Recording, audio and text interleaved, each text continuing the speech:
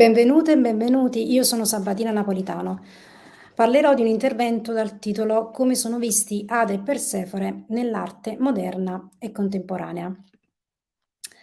Nell'epoca moderna, a cominciare dal primo Quattrocento, il mito di Ade e Persefone nell'arte abbandona la religiosità legata ai miti eleusini per ritrovare nelle vicende degli dei e degli inferi diverse letture anacronistiche, reinvenzioni dei temi antichi. Nella volta della libreria Piccolomini, affrescata dal Pinturicchio nel Duomo di Siena 1502-1508, vediamo un Ade senza barba e riccioli, stempiato, come vecchio, nudo, non vigoroso e terribile, che regge una Persefone dalle forme accentuate e vestita di abiti che non sono tipici della cultura antica. Qualcosa di nuovo dunque, ma al contempo di estremamente affascinante.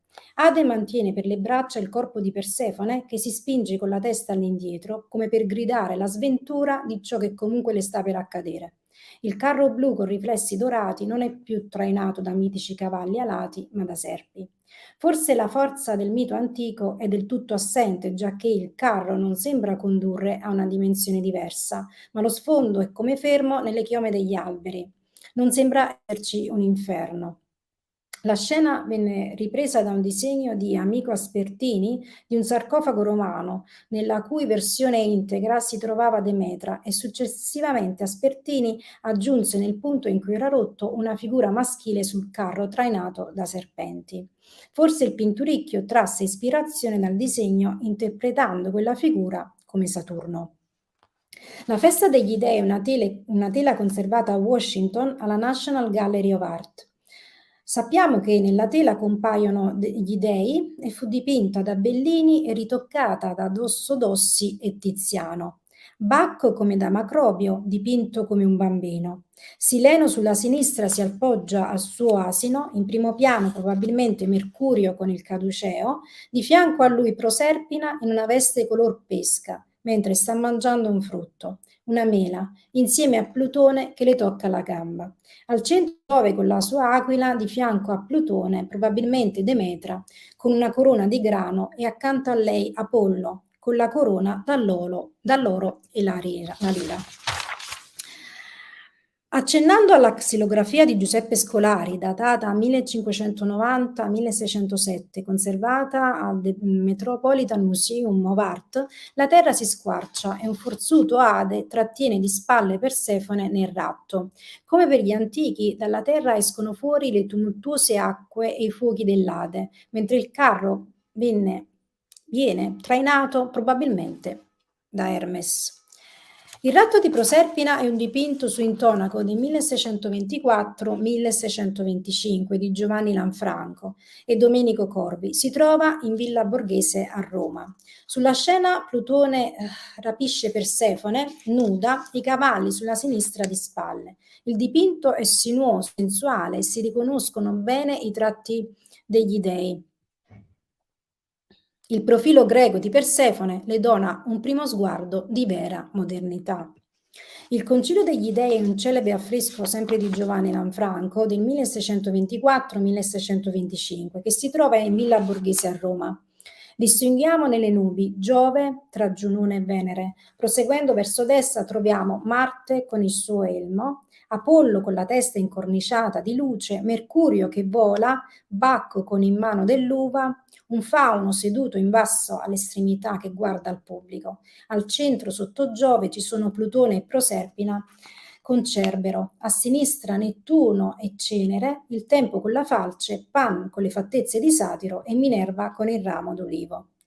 Il ratto di Proserpina di Vincenzo De Rossi si trova a Londra al Victorian and Albert Museum. Plutone torna ad avere la barba con una compozzessa virile e muscolosa, mentre Proserpina è girata verso dietro con un'espressione angosciata. Entrambi sono nudi, coperti solo da un drappo che li cinge. Proserpina ha una pettinatura raffinata con un diadema e una luna crescente. Per quanto si possa dire, ci sono delle opere che hanno fatto e fanno la storia delle nostre menti, così il Bernini con il ratto di Proserpina, una scultura mirabile che narra un mondo di sentimenti che ci raccontano. È possibile abbandonarsi all'amore? Dal ratto spietato e dagli occhi scolpiti della giovane regina sembrerebbe proprio di no. Eppure oggi studiosi di tutto il mondo si dibattono in ispirate critiche avanzate dal movimento manierista che lega le divinità. Il modo sensualissimo in cui Bernini fa toccare la coscia di Proserpina mette in contrasto la passione del re e la disperata voglia di sopravvivere della regina. La drammaticità emanata dalle carni che si distorcono è piena della poeticità messa in moto dall'ossessione di Plutone, che non può e non deve essere rifiutato. Ancora più interessante, la scultura di Bernini se la si paragona agli altri capolavori, seppure non così brulicanti di motivi ispirativi. Un esempio è il ratto di Proserpina di Pietro Simoni da Varga, che potrebbe vagamente somigliare al ratto di Proserpina di Vincenzo De Rossi, nonostante sia diverso. Qui c'è Cerbero come in Bernini e la figura di Proserpina è più piccola di quella di De Rossi. Una meravigliosa carrellata tra queste tre sculture del ratto che contro ogni polemica dimostrano la fondamentale importanza della ripresa del mito in epoca moderna. Al Museo Prado di Madrid troviamo un'opera di confortante bellezza. Si tratta del ratto di Proserpina di Rubens del 1636-1638. Sulla scena spostata verso destra si vede Ade raccogliere in un drappo rosso il corpo nudo di Persefone che intanto guarda in alto. In effetti il dio degli inferi è intento a portarla sul carro, senza stanchezza, ma con gli occhi spalancati. Le figure sulla scena sono diverse. Alla sinistra due ninfe, il messaggero con l'elmo e dei putti sulla destra vicino ai cavalli neri che non si distinguono nei dettagli, se non dalle zampe posteriori. In più Minerva, Venere e Diana che li rincorrono. Scene che ci lasciano gustare la straordinaria invettiva di Rubens nel rileggere il mito. Lo sguardo di Ade appare terrorizzato anziché violento e colpevole. Il soggetto di Rembrandt nel suo ratto è meno sontuoso di quello di Rubens. Sulla sinistra possiamo vedere Persefone rapita che è vestita da regina mentre cerca di scacciare il dio e si ribella. Ma ormai il carro prende il volo sopra le acque. In tanti casi come questo Rembrandt non tralascia di regalarci la sua eleganza e la preziosità lirica del suo raccontare. Come secondo gli antichi, anche qui ci sono Diana con la faretra e Minerva con l'elmo che cercano di intervenire. Il componimento è focalizzato sul ratto che si svolge in un bosco. Le luci cadono sopra Ade, regale ma respinto. Le acque movimentano la scena tumultuosa nell'affondamento negli inferi. A Palazzo Barbi Senarega a Genova si nasconde un'opera di straordinario interesse culturale e artistico. Mi riferisco agli affreschi di Valerio Castello. La volta è decorata con uno stupendo ratto di Proserpina, anche qui segni strettamente legati al mito antico. Plutone col carro, Proserpina coi fiori, putti con archi e frecce. Particolarmente suggestiva la scelta di decorare il ratto di Proserpina, segno di prosperità per la famiglia Balbi. Questo percorso non poteva non passare per Versailles, per ammirare il ratto di François Girardot. Qui appare anche Ciane, Cerere, altre amiche di Proserpina e i Putti. Il marmo è posto su un basamento circolare dipinto a bassorilievo, dove Ciane cerca di afferrare il mantello di Ade senza successo. E qui troviamo per la prima volta il carro di Cerere trainato da due draghi. Come è stato evidenziato, negli altri ratti si seguono le scene letterarie con le compagne di Proserpina, i putti, le arpie. Nonostante questo, nel ratto di Luca Giordano c'è nascosto un idillio, come un resoconto strappato al contesto letterario per una lettura fiabesca. Tiepolo è uno dei miei artisti preferiti. Il suo ratto a Palazzo Labia è da mozzare il fiato.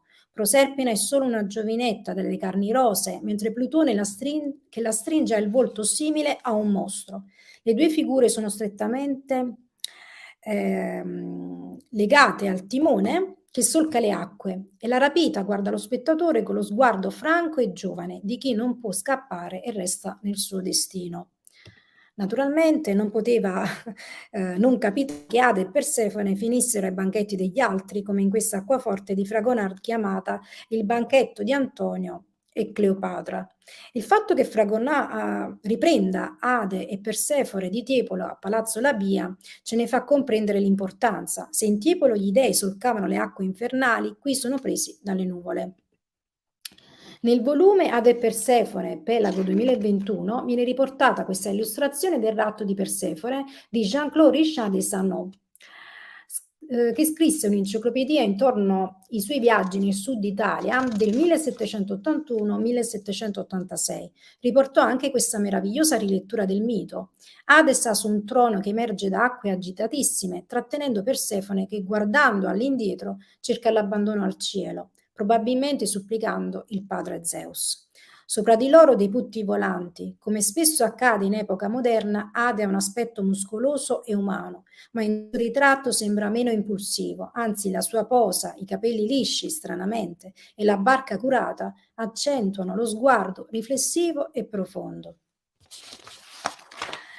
Non c'è da stupirsi che nel 1800 ci sono le celebri versioni del pre-raffaellita Gabriel Rossetti, che dipinge una serie di 8 quadri di Persefone con una melagrana in mano. I ritratti sono ispirati alla sua musa, moglie di William Morris e suo amante. La versione più importante è datata 1874 ed è conservata alla Tate Britain di Londra. Basta pensare che Rossetti spesso nei suoi scritti fa riferimento alla sua Persefone come regina dell'Ade, non ignorandone il contesto letterario, ma trasfigurando il suo dramma privato nell'ormai famosa versione conosciuta in tutto il mondo. D'altronde è impossibile non notare la commozione intima di uno sguardo perso nel vuoto, come trafitto e profondissimo. Le dita lunghe della mano destra che avvolgono il polso sinistro, la melagrana al dentro dello sterno del soggetto e del dipinto. Niente rossori, nessuna infuocatura. Persefone dà il volto del dramma in un capolavoro senza violenza ma femminile profondità, come in una confessione. Per quanto tutti abbiano raffigurato Ade come violento, drammatico, profondo, c'è anche una versione bruta, come primitiva, del suo volto, e la possiamo riscontrare in Andrea Appiani alla Galleria d'Arte Moderna di Milano. Secondo il mito classico, solcando le nubi del cielo, il carro sopra un orizzonte di acque, questa volta calme e del tutto naturali, si avvia agli inferi, portando Ade avvolto in un mantello rosso e Persefone rapito. In ogni caso, anche qui Persefone si guarda indietro come per implorare aiuto. I 4 cavalli sono forti e affascinanti, raffigurati da putti. Sembra peraltro che Ade e Persefone siano finiti in un quadretto di un acquaforte dei primi anni dell'Ottocento. Si tratta di un'opera di James Gillray. In questa caricatura 4 signore ben vestite leggono, una di loro a destra del tavolo legge ad alta voce con il libro aperto. Le 3 signore sono in attesa della lettura, un passaggio pieno di suspense. La signora più corpulenta sembra, a dire il vero, presa da terrore e somiglia alla testa di Gorgone sul caminetto. A decorare il camino c'è una scena del ratto di Persefone e anche sulla parete una scena del rapimento. C'è poi tutto il salotto con gli abbellimenti caricaturali a sottolineare come una minaccia libidica e un mistero sovrannaturale. Dal titolo capiamo che la donna con il libro aperto sta leggendo Tales of Wonder di Matthew Lewis. Pur senza esagerare, devo dire che il dipinto di Lord Langton è uno dei più commoventi ed originali sul ritorno di Persefone. Come sempre ci soffermiamo sul ratto, ma il ritorno sin dall'antichità è stato considerato un momento religioso e mistico. A destra il pallido corpo di Persefone emerge dagli inferi, testa all'indietro e sorretta da Hermes, messaggero degli dei che indossa un mantello blu e un cappello dalle ali rosse. A sinistra Demetra che aspetta la figlia a braccia aperte. Il ritorno di Persefone è un ritorno alla bella stagione, evocata dal cielo azzurro e dal rametto di mandorlo ai piedi di Demetra. In realtà, al di là del soggetto ripreso dal mito classico, la versione di Persefone di Thomas Hart Benton si impone già come contemporanea. Non ci sono putti, draghi, cavalli, non vediamo più altre divinità sulla scena e per giunta scompare Ade. C'è una giovane donna nuda sdraiata su una collina vicino a un ruscello, alle mani tese dietro la testa. Un manto rosso e di fianco un cesto con fiori e delle scarpe nere. Nell'angolo in alto 2 mule attaccate al carro, sulla sinistra dietro l'albero della paglia raccolta. A quanto pare John William Waterhouse agli inizi del Novecento non si è interessato solo di Persefone, ma di un'allegoria profonda e fertile che da essa ne deriva. segno della qualità della donna dei primi anni del Novecento, non più obbligata ai capricci borghesi e alle ostentazioni popolari, non più pallido, regale, ma libera e instancabile, simbolo della normale successione degli eventi e iniezione di gioia dalle varie rinascite artistiche. Tra le mirabili opere del pittore inglese mi riferisco proprio alla Persefone di Canto di primavera. Persefone sta al centro della scena, non più con Chitone e Imation, ma con delle vesti fresche e candide, attenta a guardare 4 bambini che intorno e dietro di lei giocano con l'erba, a raccogliere fiori in cestini. Uno tra questi, alla sua destra, suona un piccolo flauto. Sullo sfondo una costa rocciosa sprofonda nel mare.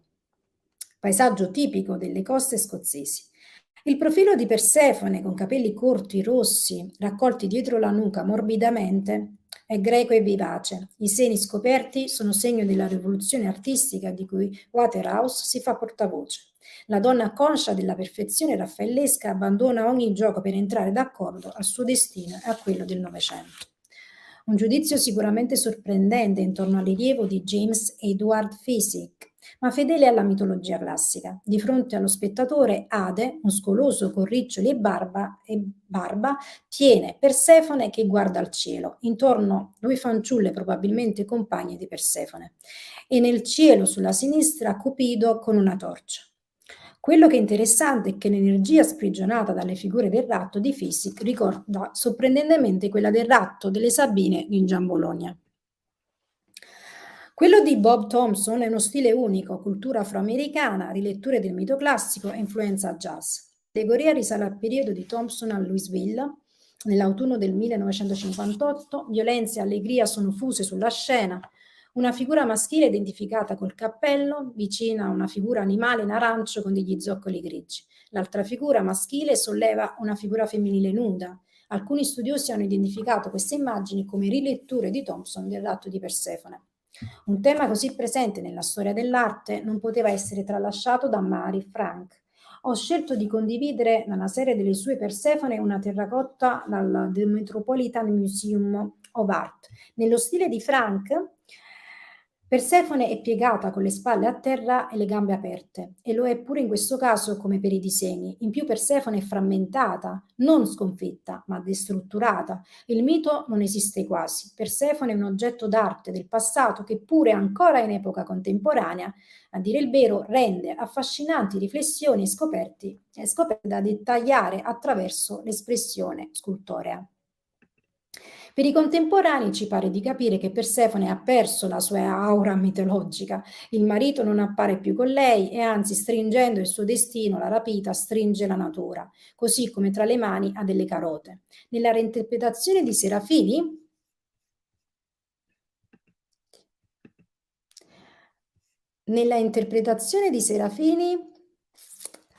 la dea è stesa per terra, coi palmi rivolti verso l'alto che reggono delle carote, ma anche le sue gambe sono trasformate in una carota dalle dimensioni imponenti. È del 2005 Persefone C. La donna carota è stata esposta ad Arte Fiera a Bologna, poi dopo 2 anni al PAC di Milano e infine all'Expo al padiglione Eat Italy. Ed è qui che la malcapitata racconta non più la sfortuna del rapimento, ma il dissacrante abbandono alla funzione produttiva della natura.